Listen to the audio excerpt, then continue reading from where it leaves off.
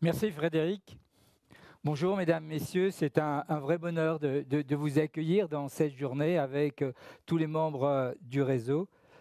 Je vous propose une vision stratégique avec non pas l'idée de vous convaincre, je suis incapable de prédire à 10 ans ce qui va se passer, tellement les mutations sont importantes, mais, mais quand même, on peut essayer de faire une prévision à 5 ans et puis de tenter aussi encore 5 ans de plus. L'idée générale, si on peut m'afficher la présentation, l'idée générale, il faut la faire démarrer.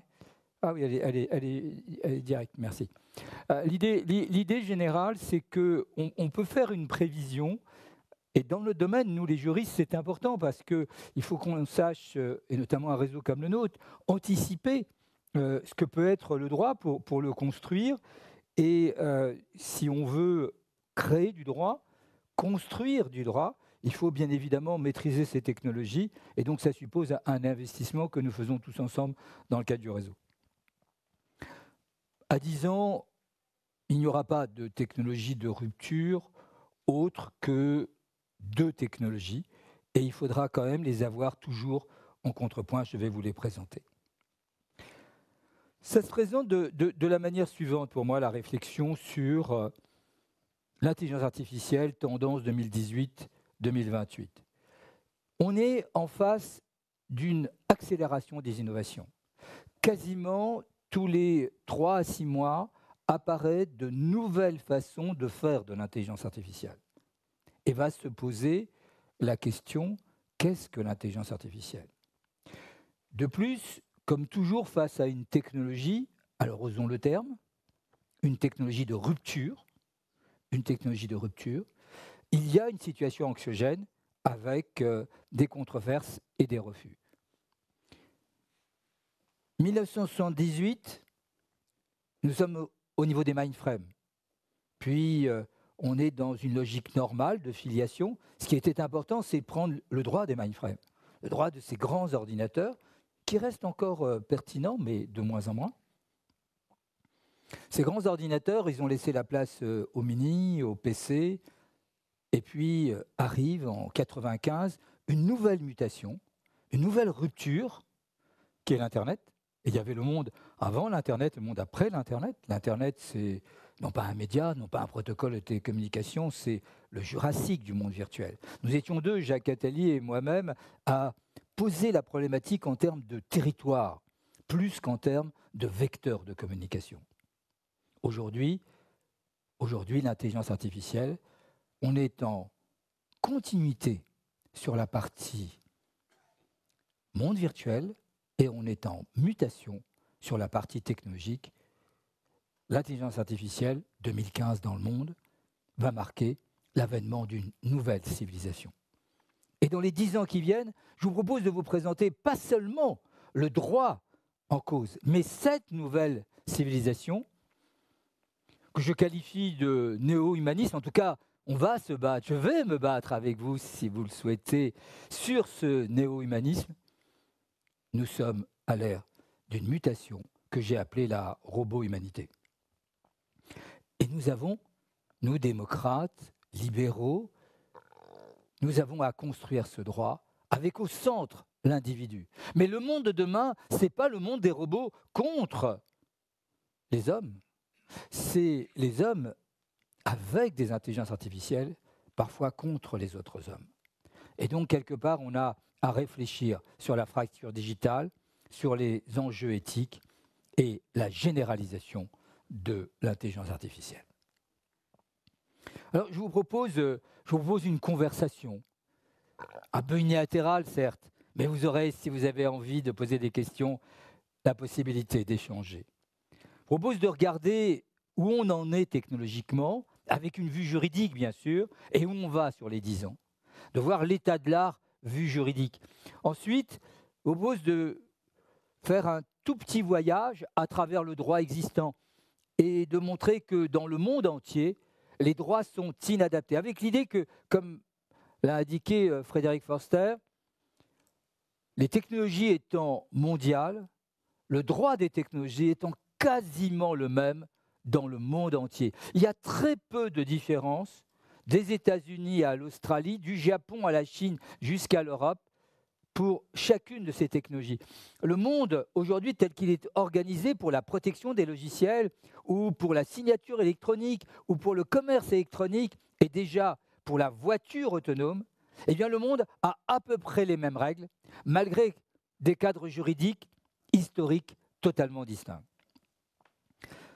Dans les 10 ans, on a besoin d'une régulation de rupture, et il est urgent d'intervenir. Enfin, je voudrais construire avec vous cette feuille de route, car nous sommes un réseau d'avocats, technologues, inscrits dans la démocratie du monde, avec une volonté, tout en respectant la totalité des civilisations, avec une volonté de construire ce monde néo-humaniste où l'individu est au centre des nouvelles technologies. Alors, de quoi parle-t-on? On parle d'intelligence artificielle. C'est difficile à définir. On parle surtout aujourd'hui de son équivalent des algorithmes. Quelle problématique sur les 10 ans qui viennent? Je vous ai mis les mots qu'on peut retrouver. Mais le mot le plus important sur les 10 ans qui viennent, la rupture, elle est sur un seul mot. C'est cela qui fera le néo-humanisme entre la robotisation qui peu à peu s'humanise et les humains qui peu à peu se robotisent. L'enjeu, effectivement, c'est la bionique. C'est en fait l'homme augmenté, dont le point de rupture, selon certains, qui se situe dans un autre courant de réflexion, qui est le transhumanisme. La rupture, c'est le point de singularité autour de 2035-2040, donc c'est bien loin de ma prévision. Moi, je suis uniquement à 2028, pardon du mot uniquement, c'est la bionique. C'est-à-dire les individus augmentés grâce à l'intelligence artificielle et les prothèses intelligentes, et bien évidemment, comme un auteur important, Pic, c'est aussi les animaux augmentés. L'enjeu de l'IA, il est en fait non pas sur les humains, mais sur tout le vivant. Et donc je vous propose dans cette conversation une réflexion à travers le droit de l'intelligence artificielle intégré dans le biologique. La fusion entre le silicium et le biologique. Quel est l'état de l'art? Si on prend la route de techno, l'état de l'art aujourd'hui, et on se place aujourd'hui, c'est Nao, Sébastien Fanti en a un, moi aussi. Je veux dire que c'est un vrai bonheur de vivre avec 2 robots tous les jours. Nao et Pepper, dans mon bureau, j'ai un vrai dialogue avec eux. C'est bien évidemment Asimov, c'est ce que vous connaissez, Deep Blue, c'est Libratus, c'est DeepMind, c'est effectivement Bina 48, c'est la guerre, c'est Sophia. Sophia, c'est important, Sophia, car c'est la première fois qu'on va au-delà. J'avais proposé une réflexion mondiale sur la personne robot, et ce qui est intéressant, c'est que l'Arabie saoudite a effectivement donné à Sophia la nationalité saoudienne. Je crois que la nationalité aux intelligences artificielles est un enjeu majeur sur les 10 ans qui viennent pour créer une démocratie intelligente. En effet, une nation, c'est d'abord et avant tout une culture et un droit. Et en donnant une nationalité à ces intelligences artificielles, ce n'est pas uniquement un effet de mode, c'est bien d'indiquer que les IA dans ce pays appartiennent à les valeurs, partagent les valeurs des humains. C'est dans cette combinaison intelligence artificielle et humanité que se situent, me semble-t-il, les 10 ans à créer. Nos amis japonais ont une très grande avance. Alors, quelle est la chaîne d'innovation sur les 10 ans qui va modifier les cadres juridiques préexistants et réclamer en urgence de cadres juridiques nouveaux? La révolution, elle est sur les capteurs. Le monde de demain est un monde où les capteurs, et c'est là que se situe la vraie mutation. Pourquoi 2015? On peut se demander, mais pourquoi faire de 2015 une robot-humanité? Eh bien, grâce ou à cause des capteurs. C'est la puissance de ces capteurs, avec l'informatique embarquée, au regard des algorithmes qui constituent, au regard des algorithmes qui constituent l'intelligence artificielle, les données et l'apprentissage de ces données grâce à l'IA par le biais des algorithmes, au regard de la capacité par les capteurs aux robots de prendre la mesure de leur environnement. Et s'ils sont capables, ces intelligences artificielles, que je n'ai pas encore définies, je n'en ai pas besoin à ce niveau-là, je suis au début des 10 ans, c'est les capteurs, et vous voyez que ces capteurs sont meilleurs que les capteurs biologiques. Les algorithmes sont plus puissants que nos réflexions.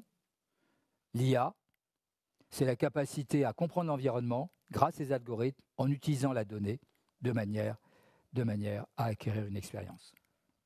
Et dans cette chaîne d'innovation, les robots vont prendre de plus en plus d'expérience. Continuons cet état de l'art. D'où vient la difficulté? La difficulté, c'est que beaucoup d'entreprises, privées ou publiques, sont encore en position de transition informatique vers la transition numérique, alors qu'arrive déjà et violemment, mais il s'est passé 20 ans, 95, 40 ans, 78 pour les mainframes, un peu avant les mainframes. Par rapport, là, c'est une classification juridique, plutôt européenne, les États-Unis ayant 10 ans d'avance par rapport à ça.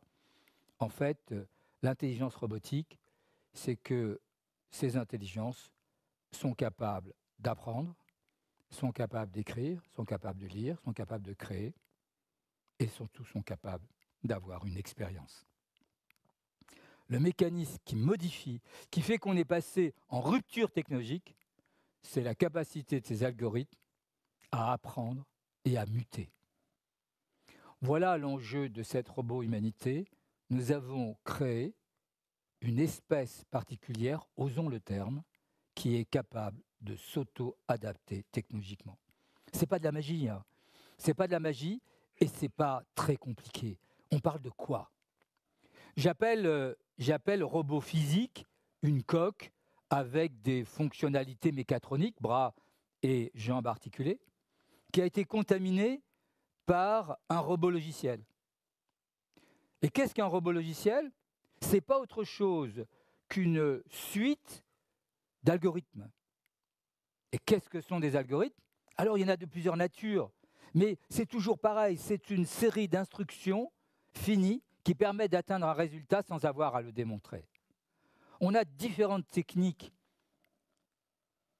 d'algorithmie, dont celle qui est la plus connue, la plus avancée, sont les réseaux neuronaux. Mais les réseaux neuronaux, au-delà de singer le cerveau humain et qu'on peut qualifier de cerveau primitif, ce n'est pas autre chose qu'un algorithme. Des algorithmes. En fait, si on essaye de faire une typologie, on fait une distinction aujourd'hui entre l'intelligence faible, c'est celle qui existe aujourd'hui, l'intelligence moyenne, c'est celle qui va exister de 2018 à 2028, et l'intelligence forte, je la laisse de côté. Et donnons la première mutation technologique que je vous indiquais en introduction, c'est l'informatique quantique. C'est clair que si l'informatique quantique arrive à passer des laboratoires de recherche fondamentale vers la recherche et développement, d'où l'intérêt d'une société comme Atos qui est présente aujourd'hui et qui est très en avance dans le domaine, eh bien, vous avez une possibilité de voir le monde de demain. La data, c'est ce qui permet l'apprentissage, comme à l'enfant, et donc la gouvernance, c'est une nouvelle civilisation. Alors, maintenant que je vous ai présenté ces éléments-là, quels sont les enjeux? La liberté. Ces IA sont libres. En l'occurrence, si vous prenez les voitures autonomes, elles ne sont pas contrôlées par un individu. Ces IA sont en situation d'insécurité. Elles sont sorties des laboratoires, elles se généralisent dans tous les secteurs, des hôpitaux aux usines, y compris dans les domiciles, sans aucune réglementation particulière, entre les mains de différents concepteurs, sans qu'on sache exactement leur éthique. La dignité, c'est l'élément clé de cette IA. Le monde de demain dans les 10 ans qui viennent, il faudra articuler la vie privée, l'intimité, la protection des données, la loyauté, la transparence, pour arriver, bien sûr, à la responsabilité. Ah, ça ne veut pas marcher, mon système. La responsabilité, c'est-à-dire la possibilité ou non, face à une décision d'une IA, de mettre une confrontation avec une décision humaine. Voilà. Ici, vous avez la vision d'une voiture autonome. François Gilbert y reviendra. La vision humaine. Et dans les questions qui se posent, c'est comment on règle l'erreur d'IA par rapport à l'erreur humaine, sachant que l'IA, en général, a un taux d'erreur bien inférieur au taux d'erreur humain. Alors, la régulation de rupture, eh bien, c'est ce que je propose. C'est la personne robot. Vous avez ici sa possibilité de développement avec la qualification d'une nouvelle espèce, avec un nom, une identité, avec une personnalité juridique, une gouvernance comme les personnes morales, et puis la possibilité de définir un représentant, 2 catégories de représentants. Je pense que le monde de demain, dans la banque, il y a des déontologues. Je pense que dans toutes les entreprises, il faudra créer un représentant de l'IA qui marque la responsabilité dans cette entreprise, responsabilité sociétale de l'IA. Et par rapport à ça, l'enjeu pour nous, c'est l'esclavage. C'est-à-dire le niveau de dépendance, comme on l'est aujourd'hui sur le GPS, lorsqu'on obéit à un chatbot, lorsqu'on est évalué, comme en Chine avec le début du scoring social, qui, à mon avis, la Chine, là, montre la voie, mais tous les pays vont aller vers le scoring social, et donc un état de dépendance, d'addiction aux robots. Je voudrais pour cette fin de conversation, construire. Regardez comment, en matière de climatologie, on a créé la personne fleuve, et donc en donnant des droits et des obligations aux Ganges, par exemple. Donc, on peut construire un nouveau monde. Il y a énormément de chartes, un comité d'éthique. Vous avez vu que Google a décidé de créer une IA responsable avec 7 principes. C'est intéressant d'aller revoir ces principes mondiaux. Donc, dans ce droit prospectif, moi, je vous propose une réflexion à travers un nouveau concept de propriété sur les data et les algorithmes. Vous savez qu'il n'existe pas de droit dans le monde. Un nouveau concept de traçabilité, de neutralité des IA, de compétence des IA pour leur acceptabilité et surtout de poser la vraie question de cette démocratie sur les 10 ans qui viennent. C'est entre l'humain et le robot. Est-ce qu'il faut un bouton rouge permettant toujours à l'humain de prendre la main sur les robots, ou est-ce que les IA sont tellement puissantes qu'il faut accepter de leur laisser la possibilité de décider pour nous lorsque nous ne sommes pas forcément capables d'avoir la même compétence qu'eux? C'est une vraie question sur les 10 ans à venir. Moi, ce que je propose, c'est que pour les systèmes dangereux, on intègre bien évidemment, s'il y a 2 équipes, si ces 2 équipes sont 2 logiciels, 2 algorithmes, 2 séries de capteurs, et si ces 2 équipes qui construisent 2 IA sont d'accord pour la solution dans un environnement très dangereux, contraire à celui de l'humain, je pense qu'il vaudrait mieux accepter l'IA que, effectivement, la décision humaine. Mais c'est un vrai enjeu sur lequel nous aurons à débattre dans la journée. Pour terminer, dans les 10 ans qui viennent, nous, juristes, si vous acceptez qu'on est au début d'une nouvelle civilisation, il faut construire un droit universel, un droit humaniste, un droit pour une IA, Ethic by Design. Merci.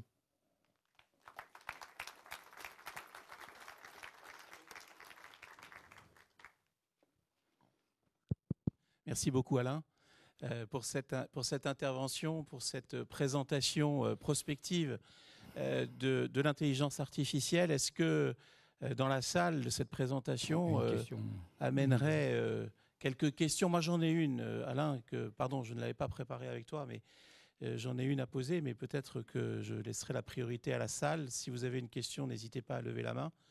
Nous sommes prêts à nous précipiter vers vous avec un micro. Non, alors je vais peut-être lancer le débat. Alain, hier, il y a eu une décision du Conseil constitutionnel qui a été publiée sur le recours que 60 députés et 60 sénateurs avaient introduit contre la loi informatique et liberté 2. Et tu parlais du bouton rouge tout à l'heure. Tu disais, est-ce qu'il faut un bouton rouge entre les êtres humains et le robot? Et on voit apparaître dans cette décision une partie intéressante, me semble-t-il, sur l'algorithmie utilisée par l'administration dans son processus de décision, avec des députés et des sénateurs qui étaient manifestement émus par le fait que peut-être cette algorithmie pourrait conduire l'administration à voir les décisions qu'elle prend lui échapper. Oui, c'est important parce que le Conseil constitutionnel, c'est l'algorithmie avec apprentissage, hein, celle dont nous parlons, dont nous devons construire le droit sur les 10 ans qui viennent, de considérer qu'il faudra toujours, face à des IA en apprentissage avec évolution, qu'une personne humaine intervienne. Bien, je comprends, hein, je comprends qu'en phase de démarrage, dans une position anxiogène, ce soit intéressant. Si ce n'est que les IA faibles et les IA moyennes, sur les 10 ans qui viennent, seront sur une seule fonctionnalité supérieure à l'humain. C'est évident. On l'a vu aux jeux d'échecs, on l'a vu aux jeux de Go. On le voit par exemple dans le domaine médical. Dans le domaine médical, il y a une vraie fracture en matière de dermatologie pour certains cancers.